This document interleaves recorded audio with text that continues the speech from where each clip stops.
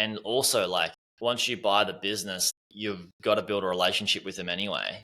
Well, you should, because then you're really robbing yourself of part of the business. And the part of the business isn't like that you're buying isn't just the accounts, right? Like the sales distribution channel, the Amazon account, the website, domain, hosting, if you're getting hosting coming along with it, like you're not, that's a portion of the assets that you get. And this is just coming up to me now, is like one portion of the asset that is intangible that you are actually acquiring is the knowledge and the access to the seller and their knowledge through the training. And that's not something that's written down in a APA or a contract of sale. Is like, you're actually buying that. And if you don't acquire it because of your ego, like you're missing out on so much value, right? You're missing out on a big portion of like how you could de-risk or grow the business. 100% agree. I love that. Yeah, there's so much value to get on the call, whether it's, building rapport to win the deal, or then, the seller knows you and it's a different level of the relationship when it comes time to help you, or ironing out what the appropriate support and training is going to be. But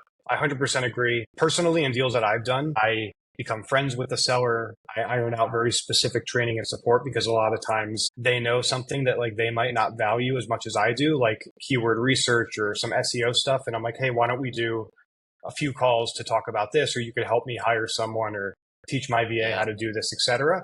And to them, it's no big deal. They're like, oh, yeah, I look at Ahrefs and do this kind of stuff all day. It's no big deal to hop on 2 calls with you. It's super easy. Where for you, it feels like a big ask, but you're never going to get that without the relationship and the call there. So yeah, I 100% agree with you there. That's a great perspective and a great example, Ross. Like, it's nothing to them, and you might be playing it up in your head like it's a big deal, but it's just like, yeah, just do this. It's fine. Happy to share it. Like that's the two perspectives.